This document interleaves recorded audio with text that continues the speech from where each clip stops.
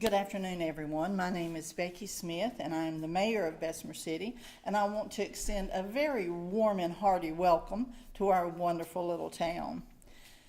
On August the 8th, 2016, the City Council of Bessemer City unanimously and ambitiously adopted the most comprehensive tobacco and smoke-free policy in the state of North Carolina. As a council, we realize the importance of addressing traditional tobacco smoking and also the vaping devices, such as e-cigarettes. So we decided to pass a policy that was hard on the issue, but soft on our citizens. And we think our city is so much improved for the stand we have taken concerning the issue of banning tobacco products. Now it is my privilege to introduce Dennis Joyner. Is Dennis here, or is that who we're waiting on? Okay, so I'm not sure who has. Cassidy Collins. Okay. Hi, my name is Cassidy Collins, and I'm a representative of Catawba County, so I'm very glad to be here today. And I am actually a college student at UNC Wilmington, so I am currently also living in Wilmington, North Carolina.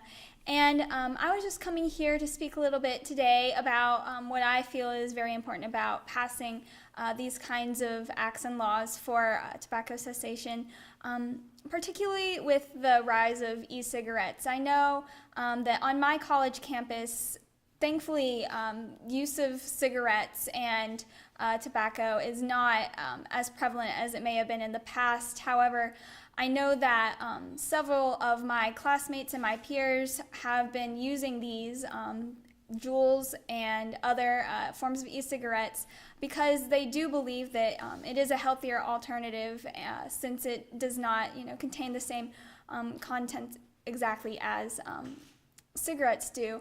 But I do believe that the policies that this city has implemented would be great in implementing more awareness of tobacco cessation and the harmful effects of nicotine to my peers, even whether in Catawba County or in Wilmington, North Carolina, because I do believe that several people my age don't understand the effects and the addiction that can happen with use of e-cigarettes. They believe that it's healthier or safer or it's not going to harm them in the same way. And as a student, I also have a congenital heart defect, so I know that I would especially be at risk of things such as secondhand smoke or addiction from any other kind of smoking. So this is a very pertinent issue to me because I believe that raising awareness of the effects not only of the person that is smoking, but also the effects, how it affects the people around them. I mean, I'm sure that they don't know or not aware of people like me with other health conditions that are underlying that could be affected very much by this. So I do appreciate, the standards and the policies that have been presented, and I think that with stricter implementation, such as been happening, that's a wonderful thing because it will continue to raise awareness for people in my age group. So.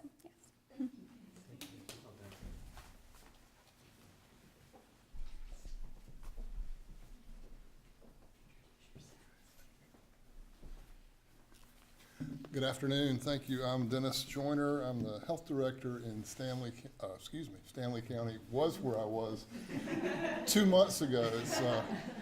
I say that on the phone all the time. Union County is where I am now, so I apologize for that. And I'm also the 2018 president of the North Carolina Health Directors Association. I want to thank you for the opportunity to be here today representing all of the health directors across North Carolina. In a lengthy and highly necessary federal court battle that was concluded last year after nearly 12 years of legal appeals and challenges by the tobacco companies, the federal court concluded last year that per an order of Judge Gladys Kessler, several of the largest cigarette companies in the United States were forced to release corrective statements in the form of television and newspaper ads revealing the harmful and deadly effects of smoking cigarettes and exposure to secondhand smoke. The ads consist of a series of straightforward, no frills or fuss statements about the very real dangers of cigarettes. These ads, also running on major television networks, acknowledge the deceitful and marketing strategies employed by the companies for decades. Some of those facts the tobacco industry fought so hard to keep in the dark include things such as cigarette companies intentionally design cigarettes with enough nicotine to create and sustain addiction, that more people die every year from smoking than from murder, AIDS, suicide, drugs, car crashes, and alcohol combined, and that smoking kills on an average of 1,200 Americans every day. The newspaper ads running in the 50 newspaper markets in the country are full page, and the television ads are being shown 5 times a week for the remainder of the year. Now, while these confessions should have occurred decades ago, their delay has not hindered much progress that's been made toward limiting tobacco use in our state and in our region. And despite the tobacco companies' efforts, it's become a widely accepted truth that there is no safe cigarette, which has helped to decrease both national and local rates of smoking. In North Carolina, currently only 17% of adults reported smoking in 2016. Despite this, the decline, tobacco use remains the #1 preventable cause of death and disease. And unfortunately, new tobacco products continue to emerge and threaten to reverse this progress, particularly among our youth, to nicotine. This public health success is to be commended, and we must use it to serve as motivation for state and local governments to enact policies and regulations as allowed by law and supported by science to protect the health and lower these numbers even more.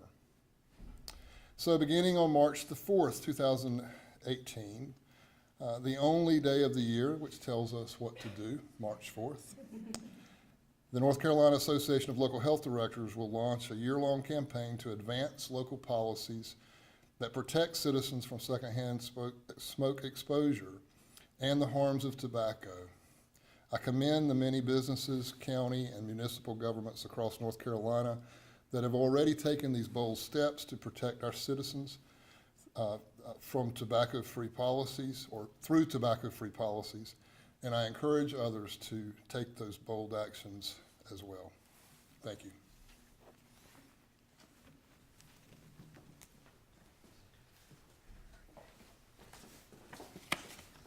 Good afternoon. Thank you for being here. My name is James Inman. I'm the city manager for the city of Bessemer City. I'm honored to be the manager here and to serve such a forward-thinking group of elected officials that we have in this community. Our mayor and city council realized that tobacco use and smoking were a real health issue for the citizens of Bessemer City. We're a small, rural, textile town, and we saw a large use of tobacco, and our council and mayor decided that they wanted to address that and to be hard on the issue and soft on the individual, as the mayor said. So we passed one of the most comprehensive smoke and tobacco-free ordinances in the state of North Carolina. Since that time, several communities have joined us. We are actually considering at this point passing the last piece of that legislation, which would make public spaces smoke-free as well. Tobacco has affected our citizens, as you heard Mr. Joyner say, that it is the leading cause of death in the United States. It has affected many of our citizens here through cancer, heart disease, and other issues that have affected their health. Since we've passed this ordinance almost 2 years ago, we have seen a healthier attitude throughout our community. We see people walking. We see people enjoying outdoor concerts. We have one of the largest outdoor concert series in Gaston County, and in this concert series, we do not allow smoking in our park areas. We have been complimented over and over from individuals who come from outside the area saying it is so pleasant to be able to enjoy a concert and not be assaulted with smoke. So that has been fortunate for us. When I came here 6 years ago, we allowed smoking at our public pool. We had smoke breaks. When we first considered this ordinance, there was some concern that we would lose attendance at our city pool. This past summer was the first summer that the ordinance was in effect. We didn't have the first issue with any individuals. We found that attendance was up, and we found that we received numerous compliments, not complaints, compliments from people who were attending the pool because, once again, they were not being subjected to smoke. We want to help our citizens. We don't want to punish our citizens. We're here to help them. We want to help them kick the habits and educate them and help them lead a healthy life for the future.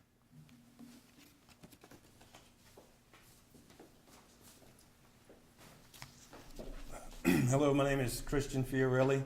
I'm a cancer survivor. I'm here to tell you my personal story. My cancer was not directly from smoking because I never smoked. I was a student athlete and I started chewing tobacco from the age of 14. I was easily influenced at that age by upperclassmen as well as then coaches that were chewing while coaching. Had there been tougher restrictions back then on tobacco use, I probably would not have ever used tobacco. Being a student athlete, I still am very active. I work out 5 days a week. I did everything possibly to take care of myself through the years and had one bad habit. And that one bad habit almost took everything from me. See, on June the 7th, I was diagnosed with cancer. And I have 2 children. I'm a single father. Although my kids are young adults, 18 and 20 years old, they're still kids. My only concern was, am I going to see this through to take care of them?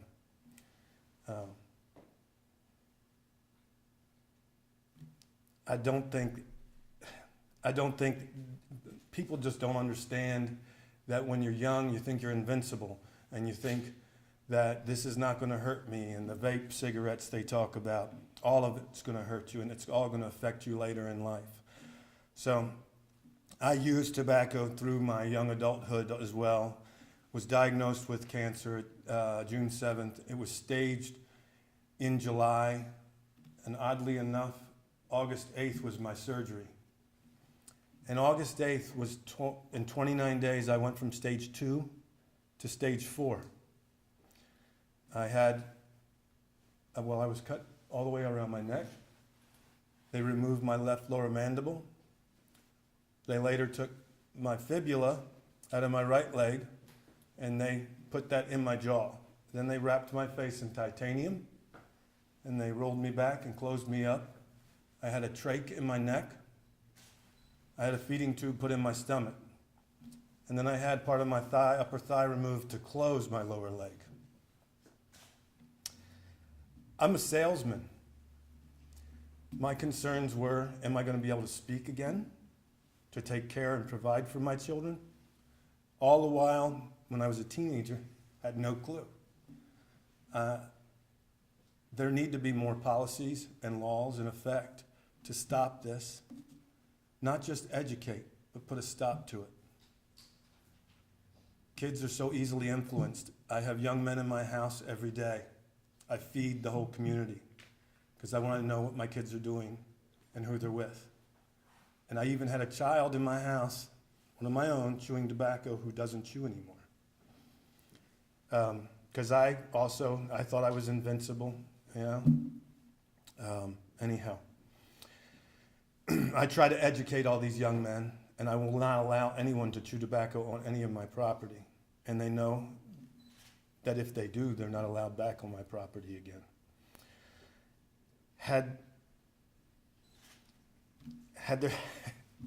there been policies and laws back then to be tobacco free, I would have never had a coach barking in my face, chewing tobacco.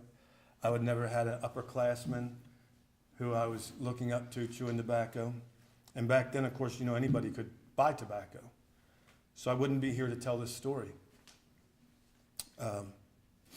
I know personally how important it is to not start using tobacco. And I also know how important it is to educate. It's not just telling them what could happen to you, but it's showing them what could happen to you. Thank you.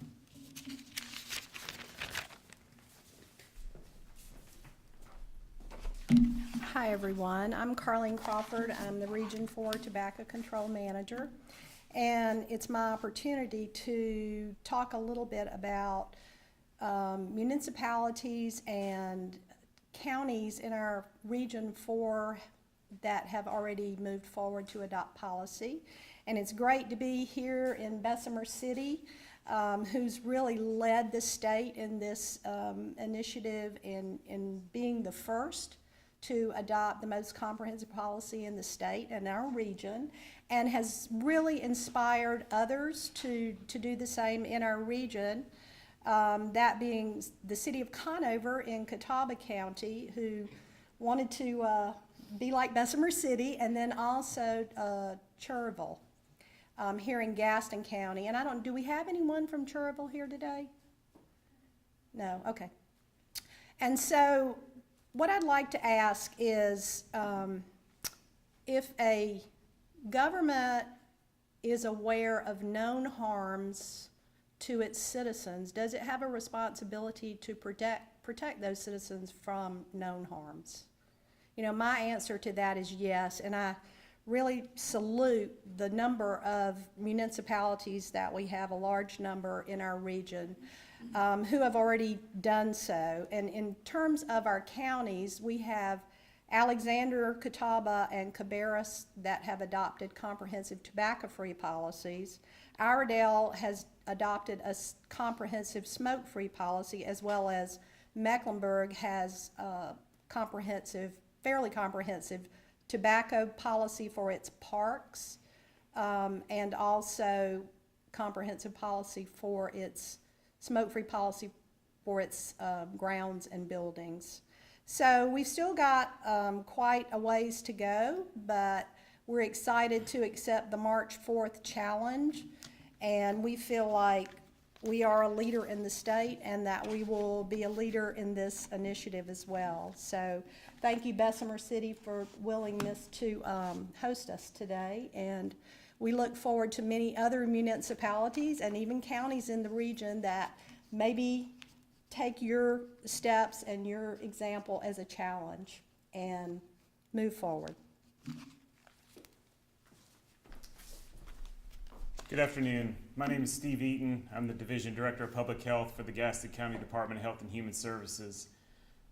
Today we've heard some powerful testimony from individuals who've been affected by tobacco, and probably I could dare everyone to come up with somebody to ask everybody to come up with somebody who has been affected by tobacco. I think we all know somebody important in our lives that has been negatively impacted by tobacco.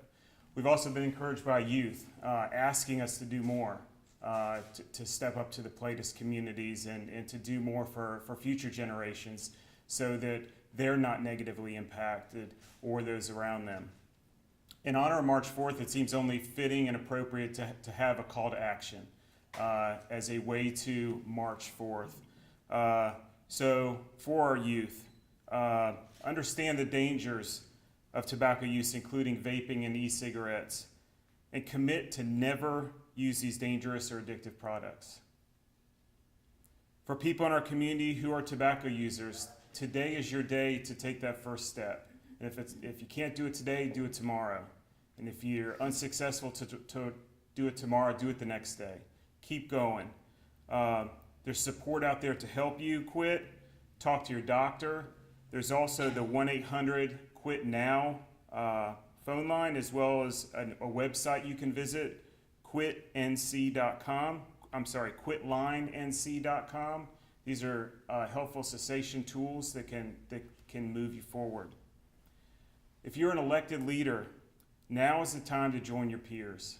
Bessemer City, Catawba County, all those in our region. Join your peers and adopt comprehensive tobacco policies that will protect your community, your citizens, from the harmful effects of secondhand smoke and associated diseases. Local health departments are in every county, and we're positioned to help you. and we will join your side and move forward in this effort with you. There's a role each one of us can play as citizens, as leaders, as youth, as those who are affected to champion these causes. Let's all join together and march forth and put forth a healthier community. Thank you.